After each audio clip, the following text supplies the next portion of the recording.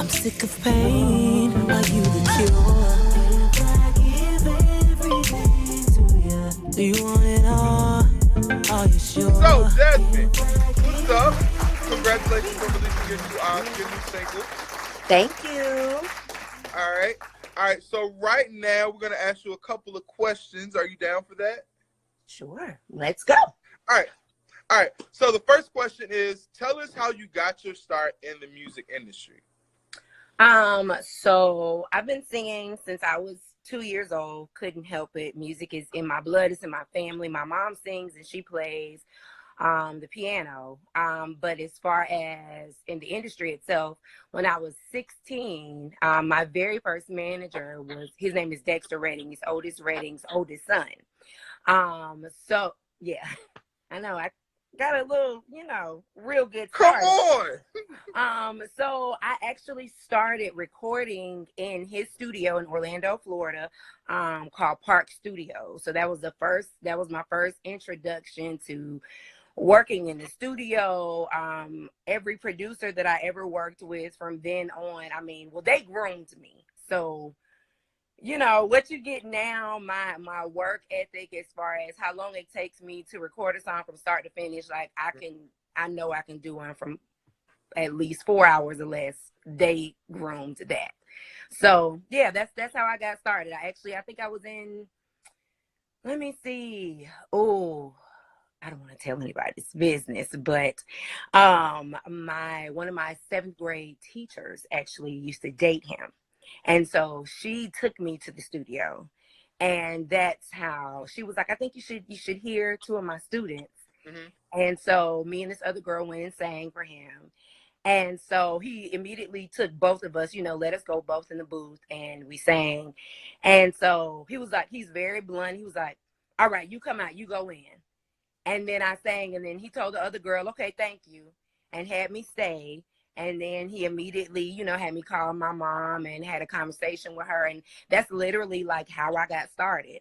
And so Wow. actually the first producer outside of him that I worked with that Dexter called in, he actually mixed my little inside information for everybody that's here and everybody that watches my second single. So yeah. All right, cool. All right. So speaking of your single, one, I told you this before, but your new single "Everything" is truly everything, and I absolutely love it. But the lyrics are a little questionable. So Okay. I wanted to know your new single. Tell us what's the inspiration behind it. Well, basically, any level of a relationship, regardless of where you are status wise, you're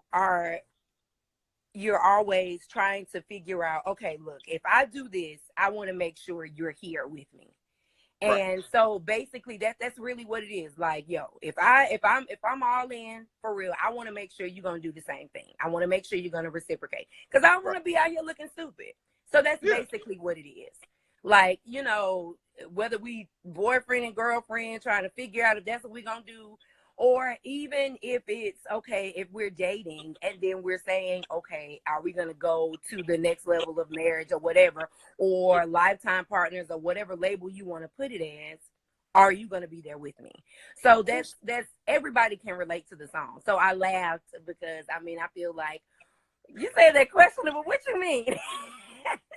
You just never know. You know how everybody goes through a situation that makes them kind of, put it on pen and paper and put it out to the world. So you never know. It could be a story. Now I've been in that situation, definitely. Like, because you in something with somebody and you don't have a label. You like, okay, well, I'm trying to figure out, like, what is this? But your friends like, well, girl, like, is that your man? Or is that your, well, it don't really matter. Like, I feel like well, wait a minute. Is this a G-rated? It's whatever. Like, okay. I feel like I'm going to say ish. I'm going to give you the radio. I feel like he did, that's my, I feel like we rocking together. I feel like, we where we need to be. And until he makes me or they make me feel like I don't want to be in this situation no more, regardless of it, it's not your business of our title. but he want me or they want me. I want them. So that's what we are. Okay. All right, cool stuff. Now, we already talked about where you got your start. We already talked, and we talked about the inspiration behind your single. Mm-hmm. But your voice is amazing. Thank you. We know this. But many singers are inspired by the greats, like Whitney Houston, Aretha Franklin. Sure. Who would you say inspired you, and who did you study? So that's another interesting story. I've always, I mean, as you can hear, or if you've heard me sing or whatever, I have a lower register voice. And my voice has always been raspy. It actually was raspier and lower before I got my tonsils and adenoids taken out. Can you believe that? So when I was in 6th grade, I believe, my 6th grade chorus teacher told me, you'll never be able to blend with a group of people. You might as well give up singing. Yeah. But I always, because my brother, I know it's crazy, but my brother is a musician, and what we would do at home when he was learning how to play the bass, for whatever reason, I've always been drawn to male voices and bass guitar. So I would listen to bass lines of all songs, and I would sing them. Cool stuff. I would sing them, and then he'd play them. So regardless if it was jazz, if it was gospel, if it was whatever, I would always listen to the bass line first. So now when it comes to musicians, I'm always hardest on the bass players. I was the bass player and then the drummer. But anyway, as far as styles and artists, I love male singers. I would say Prince is one of my favorites. But as far as studying, I've always studied, as an actor, I studied different things. So like I would study and mimic, because I always really, really, really want to learn how to scat really bad. I still haven't gotten it down pat, but I love Ella Fitzgerald. I love the nuances of Sarah Vaughan. I would say Kim Burrell made me okay with having a raspy voice. I would say Brandy's Never Say Never album made me, I paid attention to, and that's what made me fall in love with background vocals. I'm actually glad that you said like names like Ella Fitzgerald and Sarah Vaughan, because most singers nowadays, all they know of is like a Kim Burrell or a Brandy. Like they don't know that, you know, these people were also influenced by, you know, sure. Like I'm there first, but then like I don't just listen to right now. Only thing I study is what I'm listening to for work, honestly. But then I listen to all the time. I love The Bird and the Bee. I love Carolyn Petit. I love those artists. Like, and I listen to them all the time. Or I'll listen to Snarky Puppy, like just instrumentalists, and I will just mimic vocally what I hear the music doing. Now, quick question. Are there any, and this is just a question off the book, but are there any new artists that you like, you really think they're dope, you know, you're feeling right now? Well, she's not new, but when I tell you I absolutely love Janelle Monáe, everything that Janelle did, like I am hardcore Janelle fan. Like I love Janelle.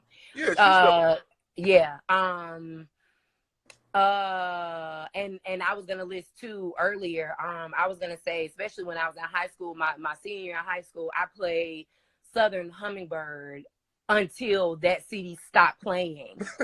And then I bought another one. And it's funny because a lot of these artists now and I mean, I'm a huge Dawkins and Dawkins fan. So it's like funny because a lot of these artists now that I actually have a relationship with, and then I can't even name like Music Soul Child, like a lot of them now that I have relationships with, it's just like, dude, this crazy because I listen to y'all. Right. Like, or like certain 112 albums I would play, and there were certain songs, but it was the backgrounds in the songs that made me love them. Or the, you know what I'm saying? Like it wasn't just the song in general. So yeah. I mean, I still know it's a long-winded answer, but are we still on? Cool. Like we good? Because it's like a steady 6 people, so I want to make sure like we still on and we good. Yeah, we're good. We're fine. Okay. All right. So when it comes to collaborations, do you like to collab, and what would you say is the benefit of a collaboration? Well, first of all, I feel like collaborating any artists, multiple artists getting together and putting their creative energies together is always good because you're able to feed off of and learn from one another. So I'm always open to that, even when it comes to, artist to artist, producer to artist. That's still a collaboration, Right. because there's certain artists who are self-serving. They're able to do everything themselves. So I feel like, and when you are here and everything, like, that was a collaborative effort, you know what I'm saying? So Yeah. I feel like it's definitely it's beneficial. So I'm definitely open to it, even with other artists. Like because I've been featured in other projects previously. So yeah, I'm open to that, definitely. All right. So we have two more questions, and Okay. then we're gonna let you go because we know you're busy and booked. Don't do that. Have you ever dealt with performance anxiety? A lot of people fear the stage. They have really great talents, but they fear the stage and putting it out there and exposing it to other people. Sure. Have you ever dealt with that? So yeah, every time, but right before I get on the stage, I wouldn't call it necessarily performance anxiety, but I get, like the butterflies and but I look forward to that feeling because it lets me know I'm still alive and I'm still engaged and I'm still present in the moment. But what I do is I use that as further fuel to be able to just have fun on the stage. Because the moment that I don't feel that, it makes me feel like I'm kind of like on autopilot mode. Right. And that makes me nervous. Your passion's gone, right? Yeah, my passion. Yeah. So one of the even though it's not necessarily music related, but when I was doing The Color Purple, because it was multiple weeks, of shows, I knew that I could do it. I prepared for it. But the way that you can, as any artist, regardless of what stage you're getting on, once you've done the work, and you do the work, you study for it, and you prepare for it, regardless of your nerves before you hit the stage. If you engage in the moment and you make sure you have fun and you rely on the fact that you've done the work, just enjoy the moment. Yeah. Because if you know that you prepared for it, you just rely on, like, you'll go into muscle memory. You'll go into, you know what I'm saying? Because if I rehearsed those songs over and over, right? I rehearsed. I knew my lines. I knew the scenes. I knew what costumes I was putting on. I knew all of those things. So the butterflies of what is the audience, like, if you get too far into your head, that is when you'll mess up. But being able to just enjoy knowing that I get to see and feel the reaction and feel the energy of these people every time I sing this song, every time I say this line, and it's going to be different. That's the joy of being able to create and do what we do. So Absolutely. That's how I deal with it. Yeah. Good stuff. All right. Last and final question, Jasmine, and we're going to let you go. Okay. All right. What advice would you have for someone just getting started in the music industry? Well, I would definitely say, before you do anything, make sure because you may not know 100% who you are, because I'm still figuring it out, right? But in everything that you do, make sure that at the core of it, you're doing it because it's something you want to do, not because somebody else is telling you what to do. Because the moment you lose who you are in the grand scheme of things and become something else or somebody else, you'll wake up one day and you'll wonder, why am I doing this? When it's no longer fun, you won't want to do it. And then it's like, you'll start doing other things. And those other things could be full of certain vices, full of certain whatever, and you'll lose the beauty in being able to create. And one thing that I can say, and because I've been doing this professionally for about 16 years, professionally meaning I've been able to be paid for what I do. Right. Now, thankfully, sometimes I did, slip up, and I'm saying slip up because for me, I know that I'm supposed to do this. This is why I'm on this earth. But, I did go back into just doing corporate America and then coming back, but I knew I was dying in the corporate scheme, right? But being able to do what I was created to do and what I'm passionate about every single day, that is a beautiful thing. Like every Absolutely. day I get to be able to say, I'm learning music, I'm creating, I'm doing this, I'm doing that. And so if you know that within your heart that is something that you want to do, that's a beautiful thing. So regardless, if that's why you want to be in this industry, if that's why you want to, and don't ever, like I literally was just talking to an artist about that this morning. I'm not here to do the whole comparison thing. I'm not here to do. I want to make sure I'm creating something. I will promise you that I will never create anything that I wouldn't buy as a consumer. Right. And I always want to make sure that you feel what I'm saying. Absolutely. So if you make sure, like, whatever your guidelines or whatever your mantra or whatever your, whatever you're trying to manifest as an artist, look, I want people to feel me. I want people to, not, if you just want to be seen, then okay, go be seen. Right. But I don't want to just be seen. I want to be felt. I want to leave a legacy that I'm proud of. Impact. And right. At the end of the day, it's a lot of Jasmyns, but it's only one Jasmyn Hinson. Mm-hmm. So I know at the end of the day, hey, I got to be the best Jasmyn Hinson that I can be. Well, that's all the time we have. we can really talk. The question. So, you did an awesome job, and Jasmyn, thank you for taking time out of your busy schedule to come and talk to me. Thanks for having me. And everybody that's gonna listen, they're gonna watch. Make sure you go stream and buy. Do we still buy music now? We stream now, right? I buy and stream, so I hope that everybody does the same, because it does take on Apple Music 1,500 streams to equal one purchase. So I mean, it's $1.29. Buy, stream, share. Yeah. Yeah, it's everywhere. Everything is everywhere. Everything is everywhere. So go get it, go pick it up, and love it just as much as we do. So, Jasmyn, thanks again for coming on. Thanks for having me. We'll talk to you soon. Bye, guys. Come back when you release the next single. Absolutely. Right. I won't give you the exact date, but next month, guys. Next month.